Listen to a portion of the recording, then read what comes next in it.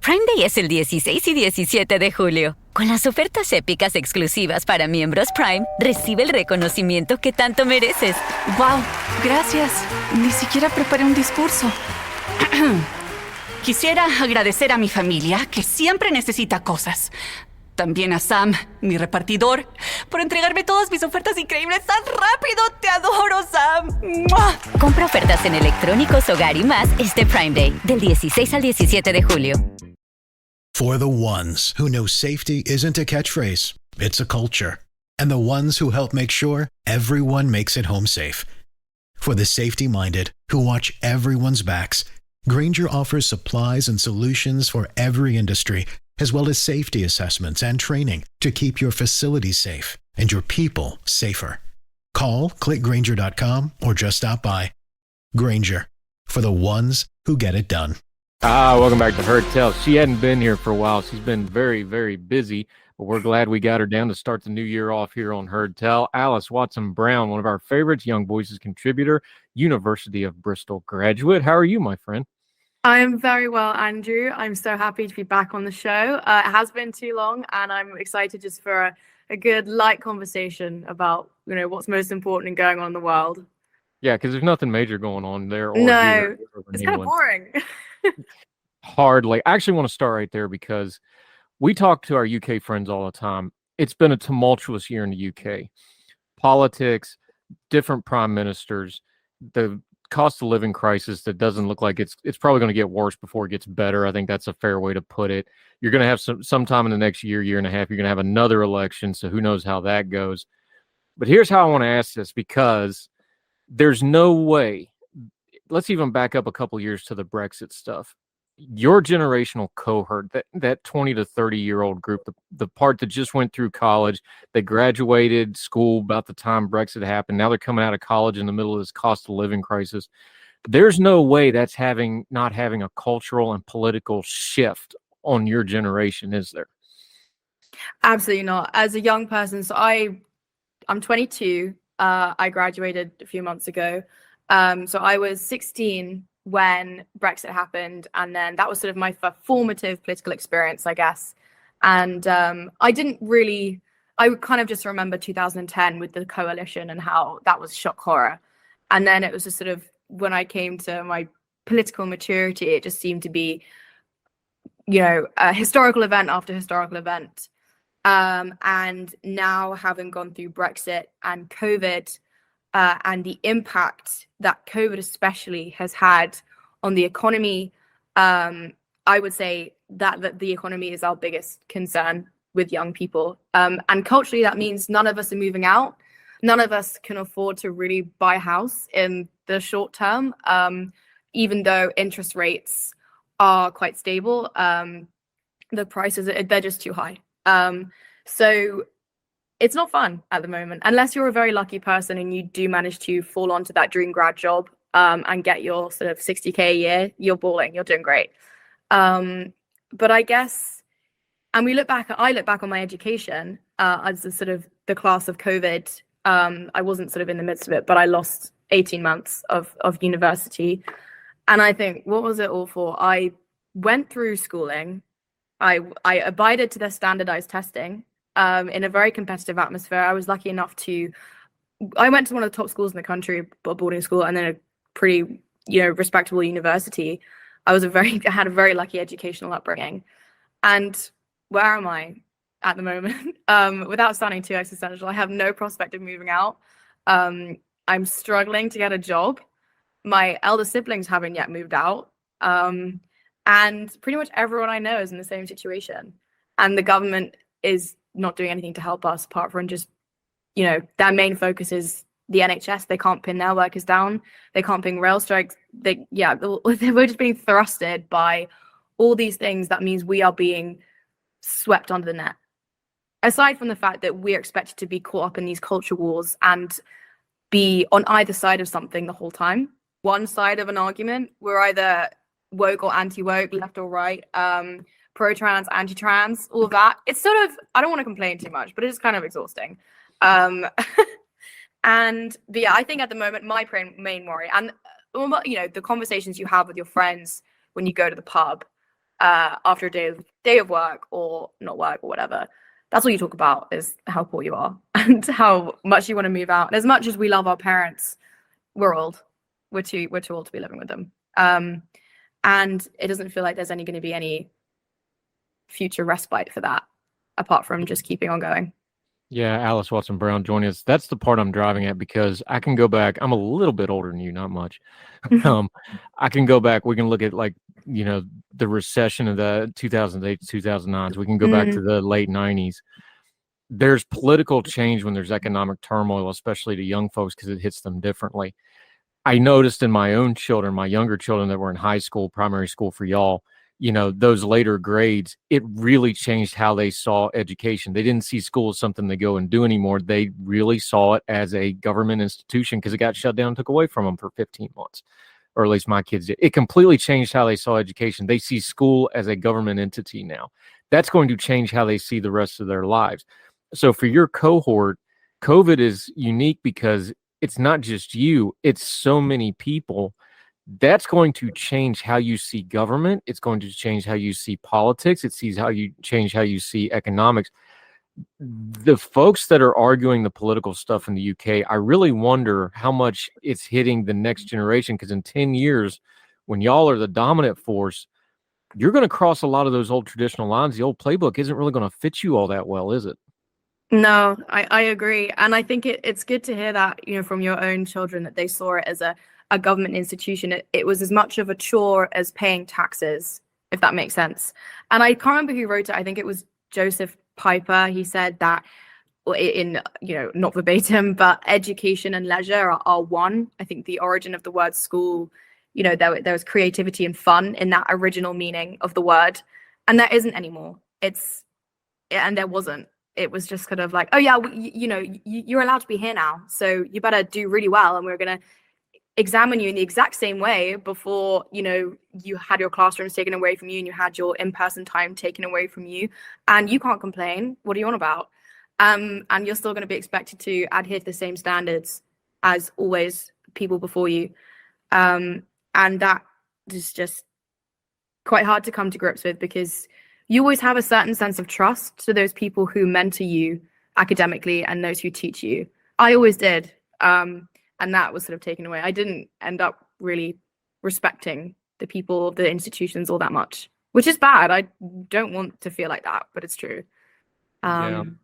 That quote makes me think of the Robin Williams quote where he explained politics. He said poly, from the Latin word for many, and ticks, meaning blood-sucking parasite. But, when you're coming out of, the education, whether it's there or America, one thing, education up through college, it's a system, it's a conveyor belt. You're expected, okay, go through all these steps. You mentioned it earlier, like, look, we did all that. I heard this from my own child. I did everything right. I did all the steps they told me to do. They didn't hold up their end. Like, that really is like a primal thing that changes. That's also a dangerous thing, because now you're not talking about a policy change. You're talking about people that have built-in resentment now, and I don't think you're just going to be able to policy change that away. No, it's creating a general consensus of revolutionary politics, I suppose, rather than reactionary, and about what can we conserve that was good for us, for our children, than us just feeling like we need to tip this over and just start again, because it's just useless. And whilst I do kind of think that in the UK, especially, our way of examining people, and this was before COVID, to be fair, our examination systems, I think, was flawed hugely. But these people, even when they did everything right, as you say, they followed their steps. And some of them, poor people, weren't even allowed to take the exams that they were promised to show what they could do.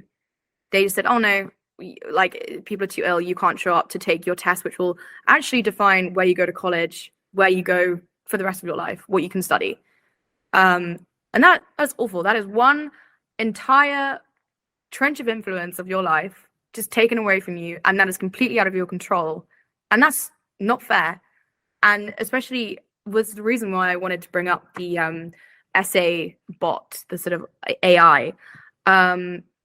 It's that if this whole thing comes in the context that literacy rates in the UK and the US are shocking at the moment. I think it's something like in the UK, I think 3/4 of white boys fail to meet the literacy standards in the UK.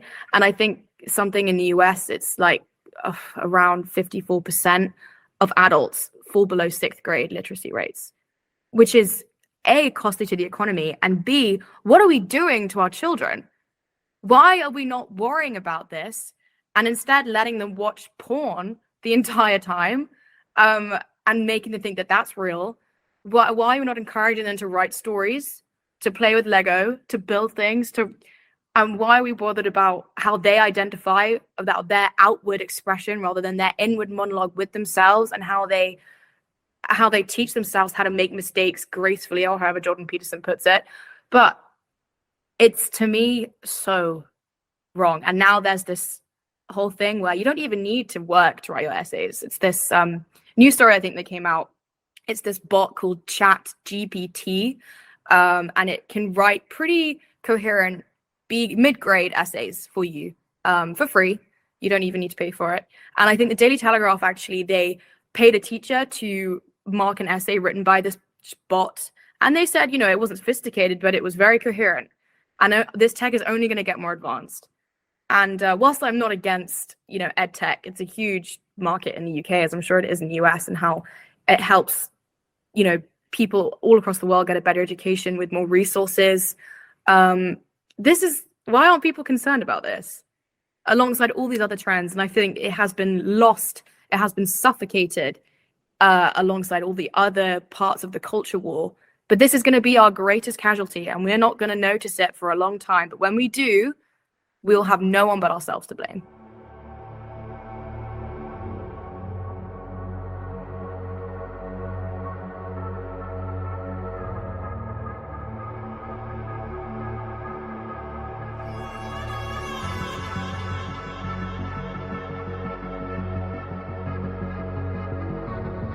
Prime Day es el 16 y 17 de julio. Con las ofertas épicas exclusivas para miembros Prime, recibe el reconocimiento que tanto mereces. ¡Wow! Gracias. Ni siquiera preparé un discurso. Quisiera agradecer a mi familia, que siempre necesita cosas. También a Sam, mi repartidor, por entregarme todas mis ofertas increíbles tan rápido. ¡Te adoro, Sam! ¡Mua! Compra ofertas en electrónicos, hogar y más este Prime Day, del 16 al 17 de julio. For the ones who know safety isn't a catchphrase, it's a culture. And the ones who help make sure everyone makes it home safe. For the safety-minded who watch everyone's backs, Grainger offers supplies and solutions for every industry, as well as safety assessments and training to keep your facilities safe and your people safer. Call, click Grainger.com, or just stop by. Grainger, for the ones who get it done.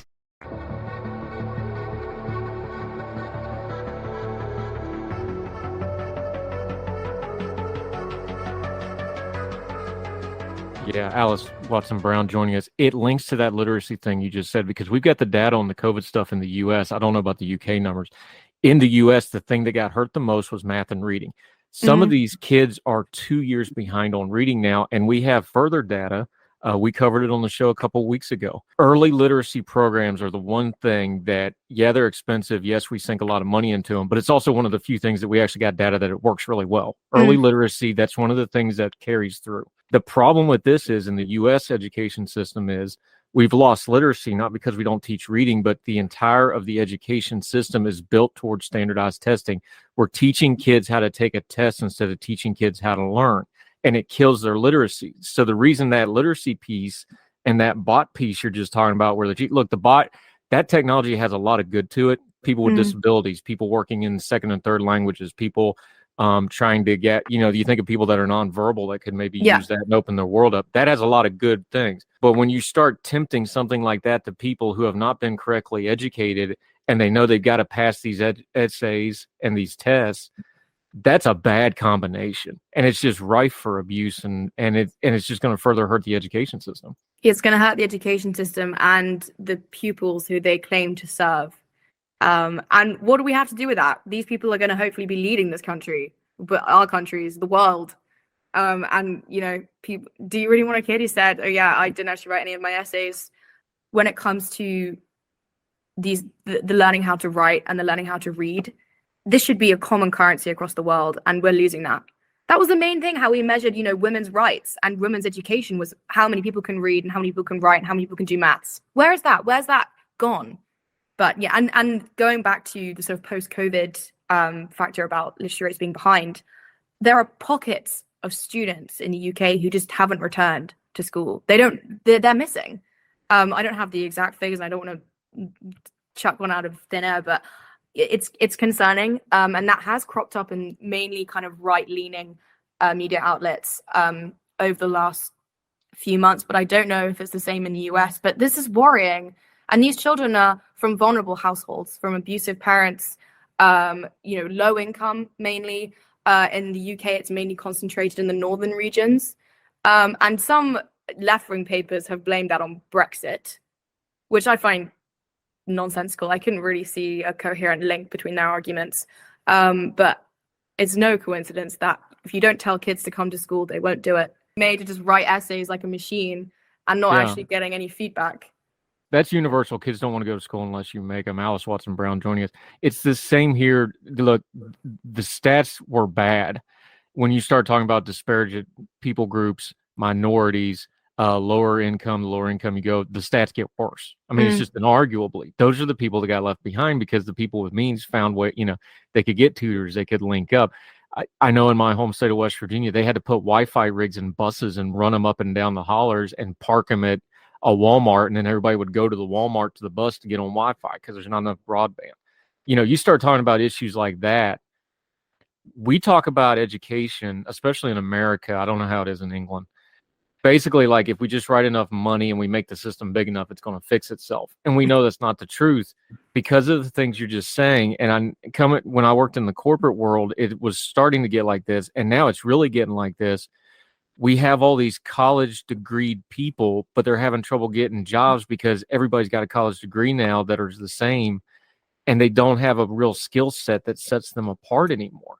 And I worry that what's just happened in the UK, you're going to start having that same problem there with the way the testing and the way y'all do the test outs or whatever you call them. I forget the term. The way y'all do that now, when you do that COVID scrunch of putting everybody together, you're going to have the same problem. All those people are in the same bucket fighting for a lesser and lesser jobs that are out there. This is a real problem, and it's a call to reevaluate how we're doing education, but we're not looking at it that way. We're just looking at it as a political problem. I agree. And it shouldn't be politicized. And I think when you were saying, mentioning skills, like hard skills, I don't think that we're being taught hard skills in school. We're not being taught. I think what's valuable now is being taught how to set up a drop shipping business so you can make money alongside, uni, or so you can fund your studies, or you can fund a 3-week course in how to code Python. That's going to make you instantly more employable. How can I fund, my own shop on Shopify so I can at least learn how to sell? I can learn how to talk to people, and I can learn how to sell, and I can learn how to negotiate. And I can learn how to walk back with more money in my pocket. Those are the kind of things that I think some people are encouraging, that like self-reliance and entrepreneurship. I think that's really important. But the fact that it's our only option now, really, to make ourselves feel fulfilled is sad. I think there are now a lot of courses online that are teaching you how to, how you can become a dropshipping master or a Forex trader in 2 weeks and things like that. There are more and more scams online, of course, these sort of get rich quick at home. But a lot of people are doing that. A lot of my friends, are nomads now. And they're enjoying it, don't get me wrong, but these are people who, from the schools they went to and the grades they got, you would expect would be flying high without any effort.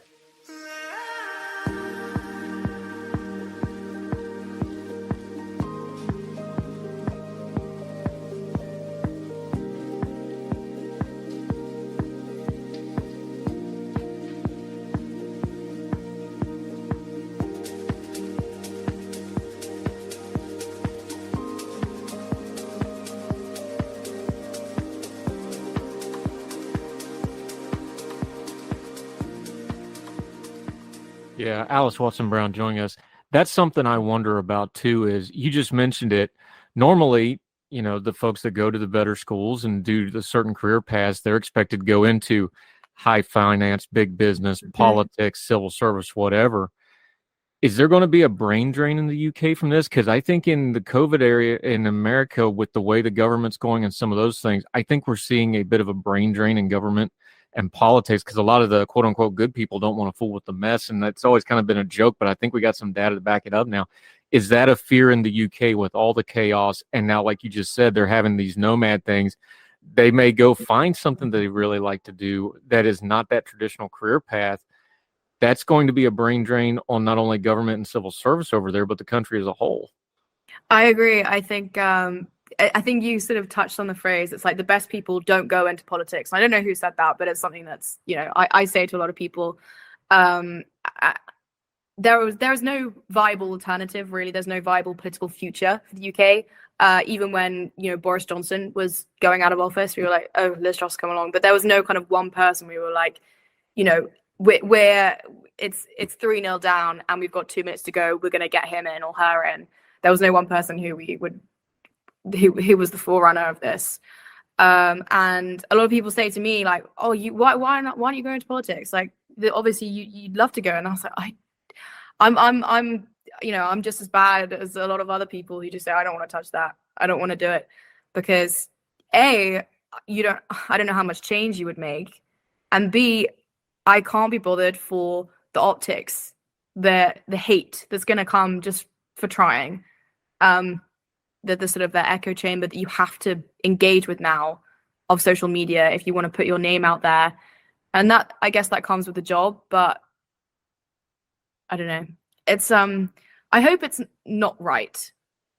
But when you were talking about the civil service in the UK, interestingly, because we've now realized that we have such a bloated bureaucracy, we're just creating jobs and throwing money at it.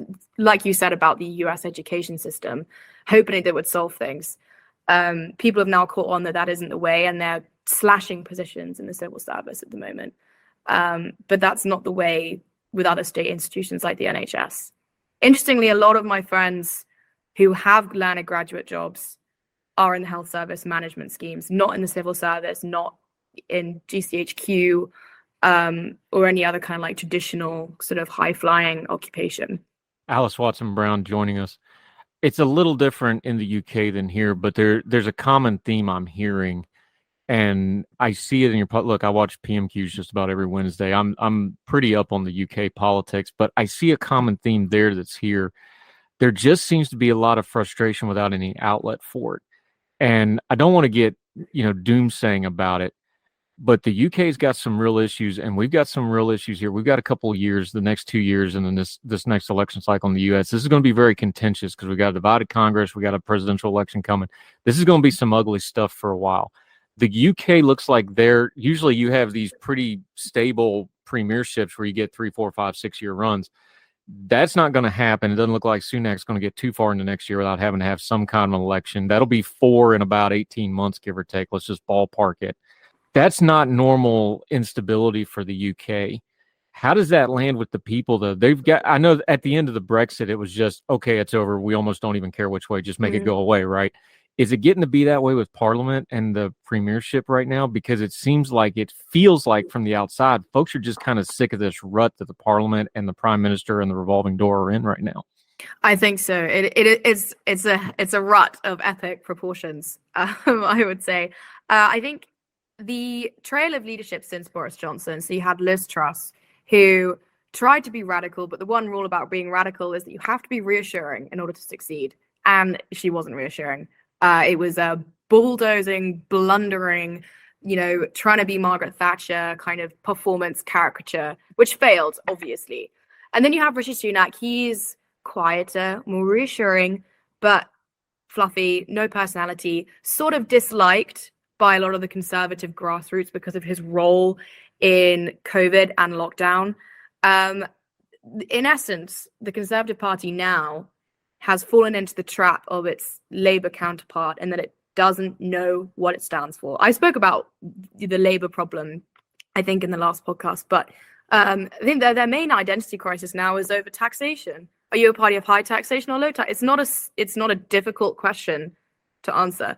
And because they created the mess in which they had to raise taxes, they are now at an utter loss at which string to grasp to pull themselves forwards. It's fascinating to watch, albeit depressing. It's fascinating. And there's now sort of on the edge, there's the tension of, is Nigel Farage going to return to politics? Is he going to make this grand re-entry for, leave the GB News studio and come in and save everyone? A lot of Tory MPs are scared they'll lose their seats if he does. But I have no faith in that really ensuing anything different either. It'll just be new crisis, different day. Yeah, I don't know that gasoline on the fire is what's called for here. I don't know if that's a British saying or not, but it certainly is where I am. That will be one hot mess. But unfortunately, here's the problem. And again, we're not even talking specific politics here. We're just talking big picture here. People get sick of it. People have bandwidth. People can only take so much, even with parties they agree with and ideologies they agree with. That's when you really have trouble, though, is when people start tuning out and they just start going, just make it stop and go away. That's when the really bad, ugly stuff happens. And that's why we need to be vigilant, both in the UK with whatever happens in your next election and us with what's going to be happening here. That's when you really got to be vigilant, because when people are going, no, just make it stop, that's when the untoward actors start really working their stuff and be like, oh, I'll make it all better. Listen to me. This is the time we got to really hold on to our principles and pay attention to what's going on, even more so, as hard as it is. I agree. That's the time when accountability goes out the window and populism becomes your best friend. It's, as you say, pouring fuel on the fire. I have no idea what really will ensue in the next general election in the UK. I imagine the Conservatives will lose their majority. Whether that means they are not going to be the largest party is a different question. I have a feeling they will remain the largest party because Labour have not yet made a stand that has made them attractive to Conservative voters who can cross enemy lines, in my opinion. But I don't know. The problem is that I think I was reading US news today as well, the politicians seem to be fighting between themselves more than the public. And that seems to me wrong. It should be the other way around.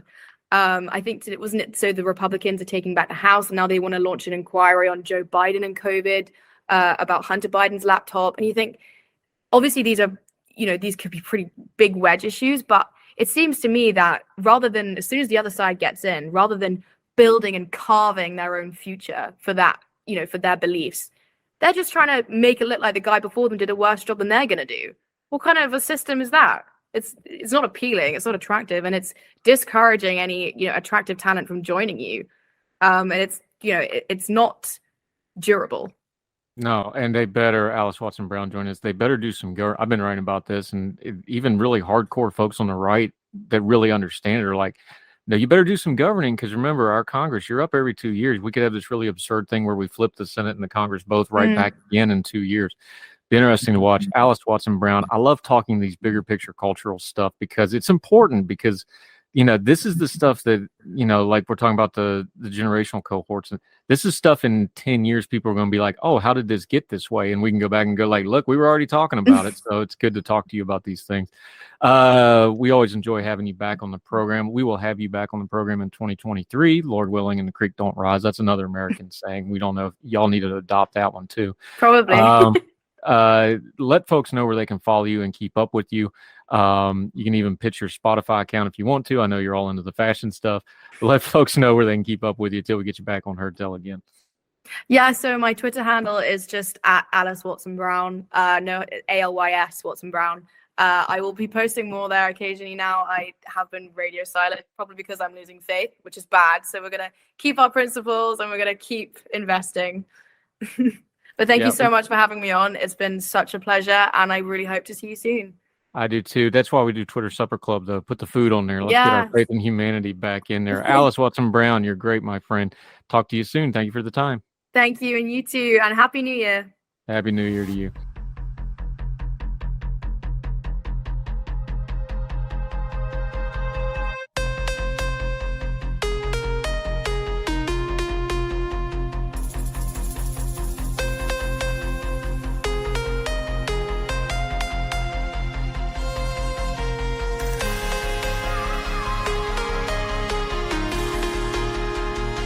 Religion is at the intersection of our 21st century life, even if we don't express a faith.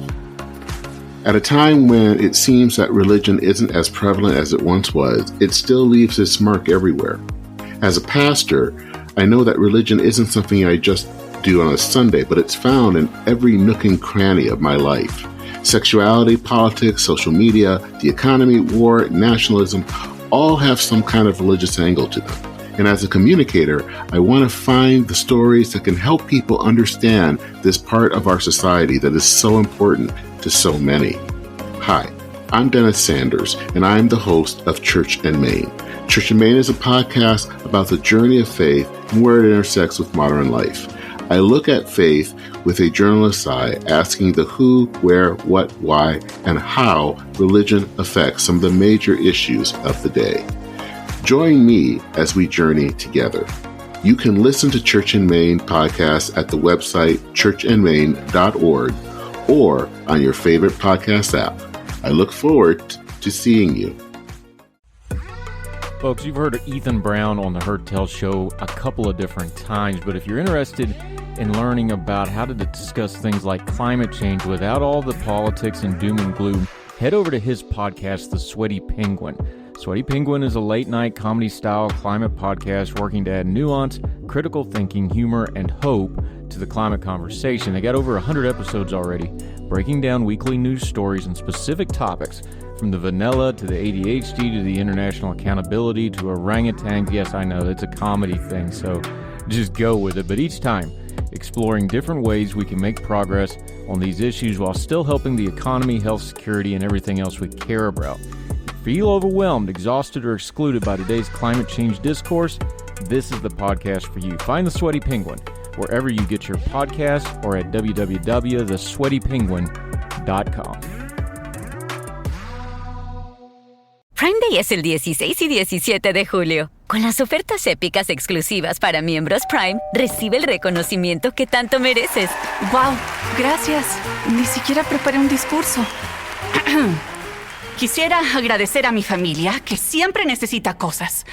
También a Sam, mi repartidor, por entregarme todas mis ofertas increíbles tan rápido. ¡Te adoro, Sam! ¡Mua! Compra ofertas en electrónicos, hogar y más este Prime Day, del 16 al 17 de julio. This is the story of the one. As a maintenance engineer, he hears things differently. To the untrained ear, everything on his shop floor might sound fine, but he can hear gears grinding or a belt slipping. So he steps in to fix the problem at hand before it gets out of hand. And he knows Grainger's got the right product he needs to get the job done, which is music to his ears. Call, click Grainger.com, or just stop by. Grainger, for the ones who get it done.